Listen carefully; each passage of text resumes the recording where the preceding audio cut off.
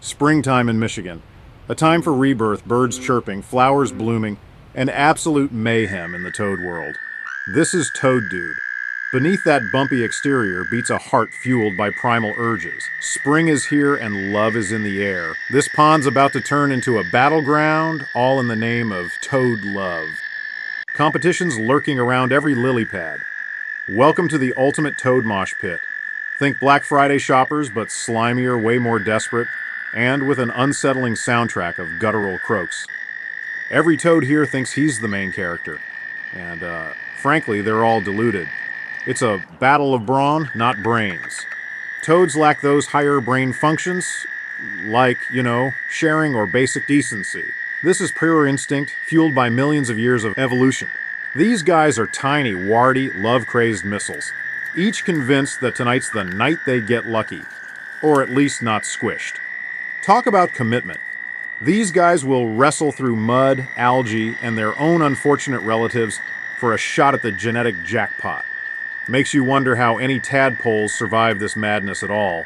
Elegance? Not in their vocabulary. Efficiency? Forget about it. This is pure, unfiltered, amphibian chaos. And you know what? There's something weirdly beautiful about that utter determination, that complete disregard for dignity, in pursuit of the biological imperative.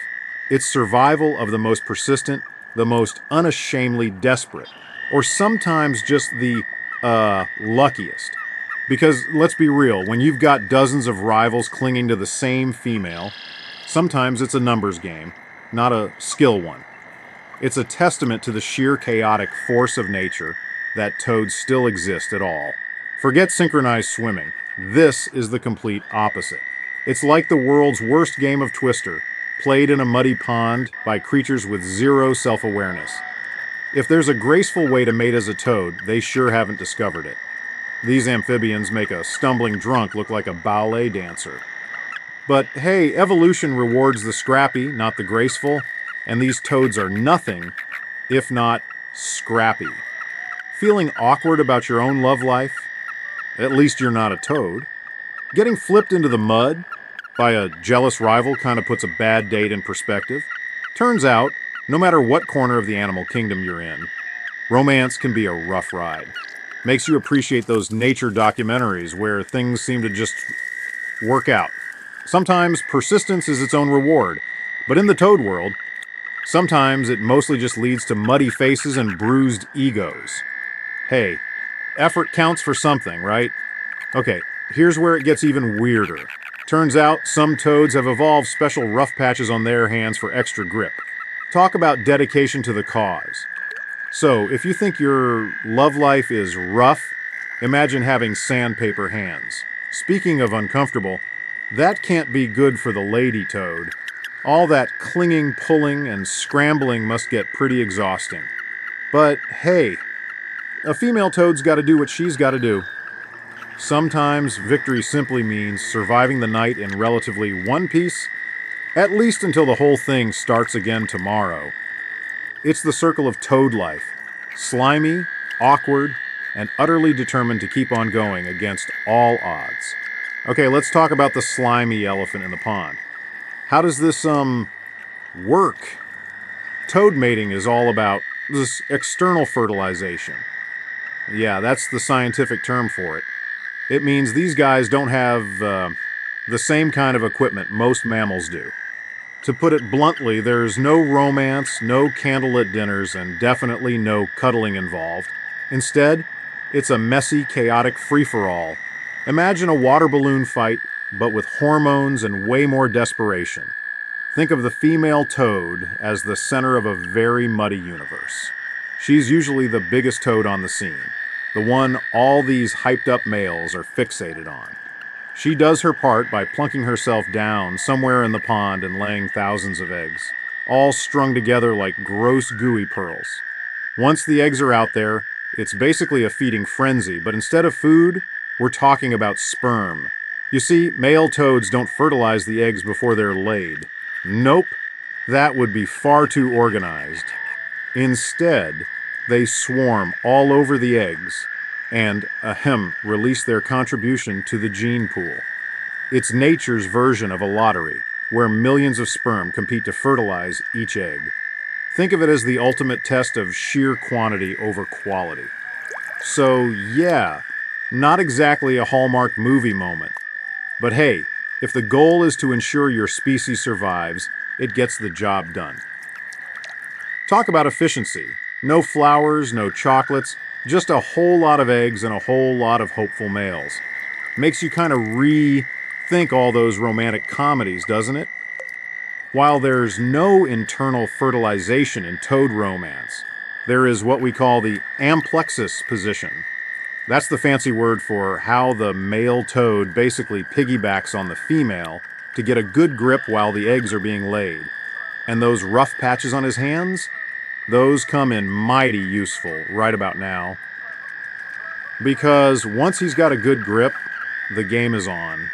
You'll see him squeezing the female, which helps all those eggs come out in a hurry. Sometimes it looks like he's trying to give her an extremely enthusiastic hug. Other times it looks a little more aggressive. Let's just say the female toad might need a vacation after all this. And while one lucky male gets the prime spot, all bets are off for everyone else. They're climbing over each other, clinging on wherever they can, just trying to get their own genetic material into the mix. It's like a mosh pit of desperation, with a dash of biology thrown in for good measure. And who knows, maybe those other males will get lucky too. With so much going on, multiple males might fertilize some eggs. Talk about complicated family trees. You gotta hand it to toads, though. In this wild, chaotic process, there's no courtship, no elaborate displays, no real consideration for the female's preferences. It's a biological imperative, pure and simple, and they're doing whatever it takes to ensure their genes make it to the next generation. It's instinct, evolution, and a whole lot of mess. But, as they say, it's not about style points, it's about results. And when it comes to the sheer chaotic force that is toad mating season, those slimy little critters are surprisingly effective. After all, they wouldn't be here if this system didn't work. Well, folks, the battle will subside, the croaking will quiet, and this pond will resemble a war zone. The question of who wins will linger. It's a complex matter. Perhaps a few determined males will fertilize a ton of eggs, and nature will work its selective magic. Maybe the biggest, brawniest toad will win simply by outlasting the competition, or maybe some lucky underdog will squeak in at the last minute, proving that sometimes persistence and a whole lot of luck can pay off. After the chaos, it's easy to feel a little empathy for these creatures. The guys will likely exhaust all their energy, and those poor females will be burdened with the aftermath. But don't worry about them too much. Toads are resilient little creatures. They'll scarf down some hapless insects, regain their strength, and prepare to do this all over again next year. It's a testament to their sheer tenacity, a drive to keep their species going no matter how messy things get. Now here's the weirdest part. What will happen to all those eggs? Well, most of them will be snacks for other pond dwellers. Fish, insects, bigger tadpoles, they all gotta eat. Turns out, the life cycle of a toad will begin with a mass sacrifice, ensuring the survival of other creatures. It's a harsh reminder that nature's got a twisted sense of balance.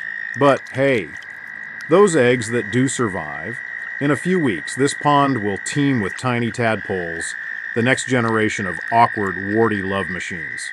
Okay, let's leave the love triangle drama for a minute and focus on the toads themselves. These creatures are a study in contrasts. They're kind of cute, kind of gross, totally awkward, and surprisingly fierce when they need to be. Take a good look at a toad. Those warts? They're not just for show.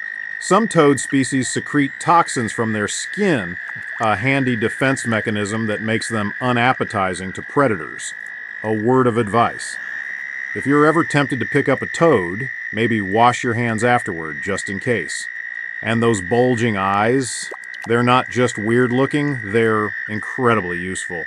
Toads have amazing vision, helping them spot tasty insects and potential predators. And did you know their pupils are horizontal? Gives them a wider field of view, better for watching out for rivals during mating season. Let's face it, toads aren't exactly winning any beauty contests or Olympic long jump competitions.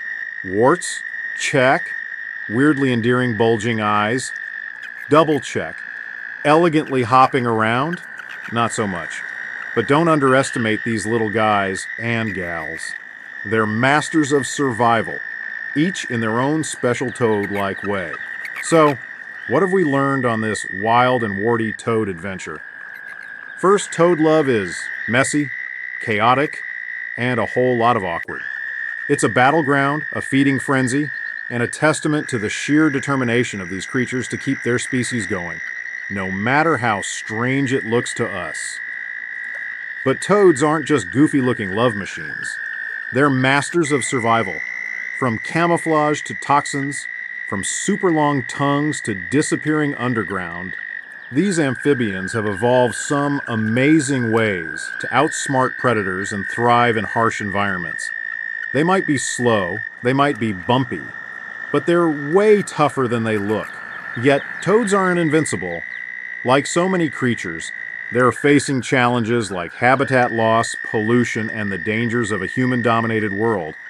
So if you're lucky enough to see a toad hopping across your path, take a moment. Don't squish it. Don't try to pick it up. Remember, those warts might be packing a toxic punch. Just observe it in its natural habitat and appreciate the tenacity of these underappreciated amphibians.